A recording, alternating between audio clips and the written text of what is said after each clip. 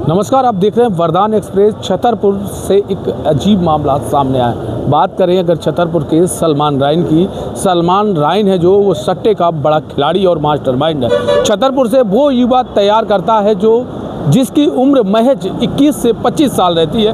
उनको वो अपने लोभ लालच में फंसाता है, क्योंकि वो गरीब तबके के बच्चों को चिन्हित करता है और उसकी टीम यहाँ से दिल्ली भेज देती है, जहाँ दिल्ली में IPL का सट्टा खेलने वाला सलमान वहाँ एक प्राइवेट होटल या रूम में उनको रुकने की व्यवस्था करता है और उसके बाद निरंतर वहाँ से IPL का संचालन होता है। ये छतरपुर का पुलिस अधीक्षक कार्यालय है, जहाँ आज शिवम जो सोनी है लगभग 2 माह दिल्ली में अपना काम किया। काम करने के बाद पुलिस अधीक्षक कार्यालय में अपनी फिर एक बार आवेदन लेकर पहुंचा ताकि सलमान पर एक कड़ी कार्रवाई हो जाए। एक बार फिर उसकी उम्मीद जागी, क्योंकि जो शिवम सोनी है वो 10 महीने पहले रेलवे की पटरी में कानपुर में पड़ा पाया गया था। क्योंकि शिवम के पिता नहीं हैं, माँ है, तो वो गरीब घर से है, क्योंकि माँ उनकी खाना बनाती है, ये स्थिति थी। इसलिए इस शिवम सोनी को चिन्हित किया सलमान राइन ने, जो सट्टा का बड़ा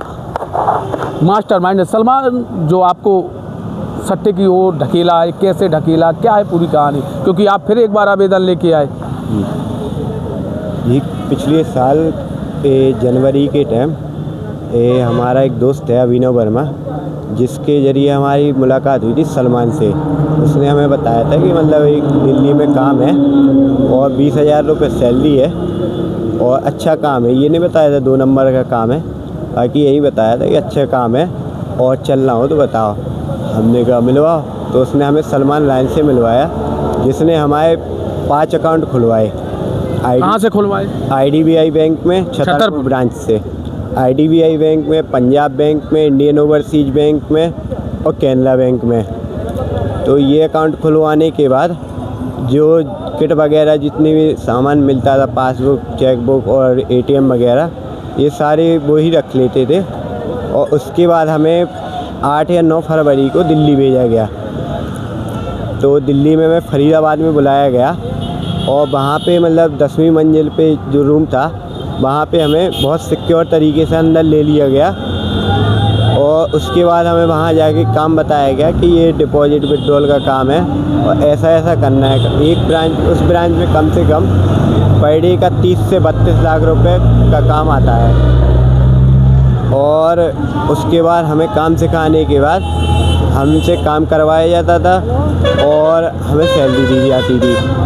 कितने महीने काम किया? हमने 2-2.5 महीने काम किया वहाँ पे। और उसके बाद हमें नोएडा सुपरटेक इको ब्रिज के पास शिफ्ट कर दिया गया दूसरी ब्रांच में, जहाँ पे हमारी तबीयत ख़राब हो गई।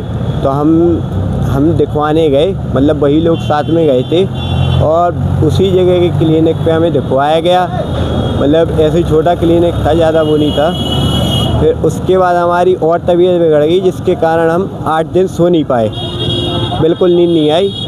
तो वो मतलब गर्मी माइंड में भरी और हम बिल्कुल वो हो गए पागल टाइप के। और फिर उसके बाद जब हमें आप भाग के पहुँचे कानपुर कैसे पहुँचे?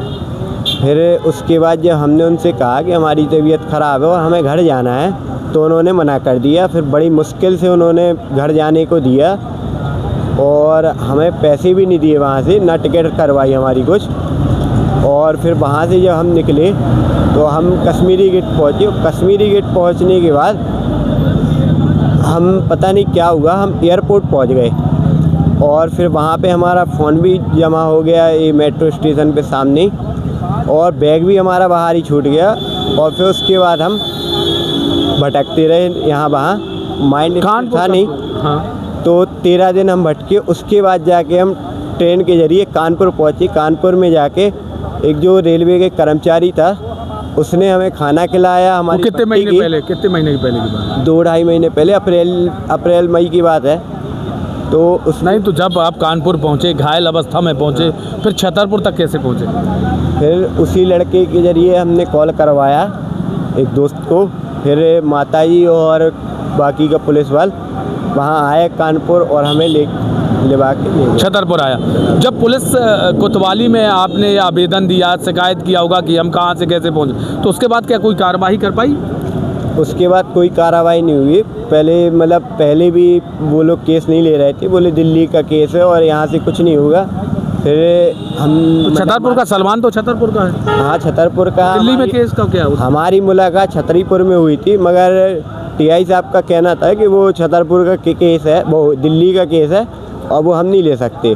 फिर उसके बाद फिर आपने उसके बाद किसी वरिष्ठ अधिकारी से मिलने का संपर्क किया? फिर उसके बाद हमारी माताजी और बाकी जो हमारे बड़े भाई लोग मित्रगण हैं वो एसपी साहब के पास आए, उन्हें मामला समझाया। फिर उसके बाद उन्होंने एफआईआर लिखी। वो भी सलमान के खिलाफ नहीं लिखी गई, गुमशुदगी की रिपोर्ट लिखी गई थी। और उसके बाद भी सलमान से कोई पूछताछ नहीं की पुलिस वाले ने।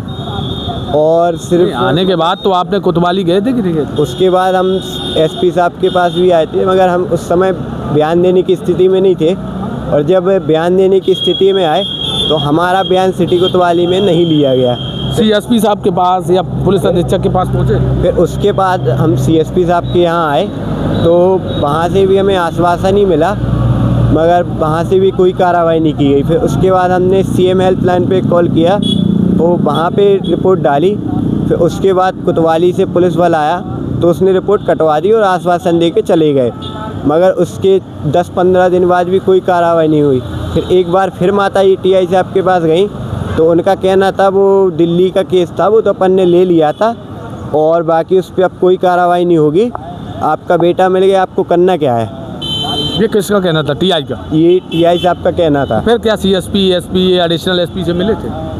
हम सीएसपी साहब के पास हो चुके, टीआई साहब के पास हो चुके, सीएम हेल्पलाइन कर चुके। सीएसपी साहब क्या कह रहे हैं? सीएसपी साहब को हमने आवेदन दिया था और उन्होंने सिर्फ आश्वासन ही दिया था हमें कि क्या सलमान की तरफ से कोई अभी तक फ़ोन आया, कभी बात हुई? हमारे पास कोई फ़ोन नहीं आया।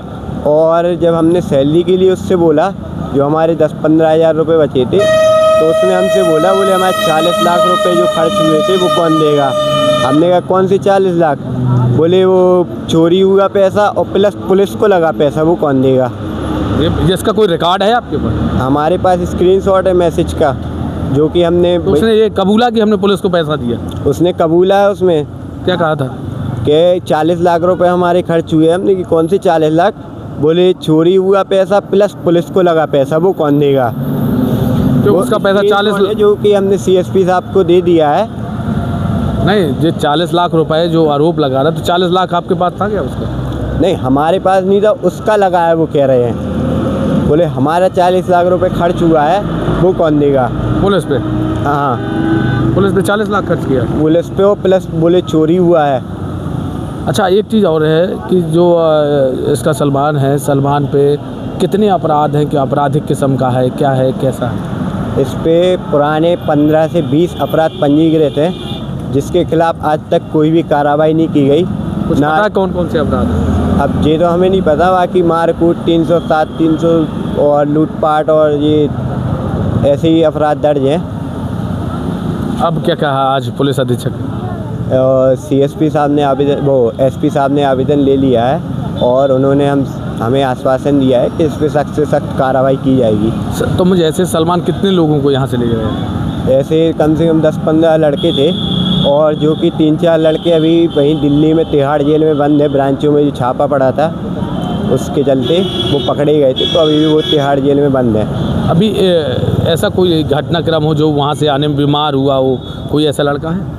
अभी एक लड़के का सुनने में आया था कि मतलब वो वहीं से भगा था जहाँ ब्रांच में छापा पड़ा था, तो वहाँ से भाग के आया था। उसके बाद से उसकी तबीयत ख़राब हुई और तबीयत ख़राब होने के बाद 2-4-5 दिन वो हॉस्पिटल में भर्ती रहा।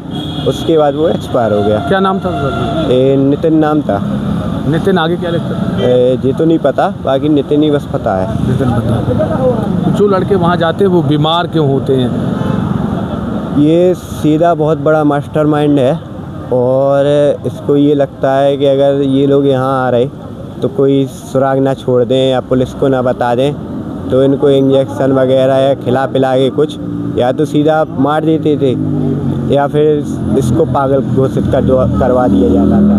आज जैसे हमें 6-7 महीने से दर की ठोकर खा रहे हैं और हमने तो उम्मीद ही छोड़ दी थी, मगर एक उम्मीद की किरण जगी है कि न्यूज़ वाले और वो आपको भी पागल कर दिया था? हमें भी पागल ही घोषित करवा दिया था।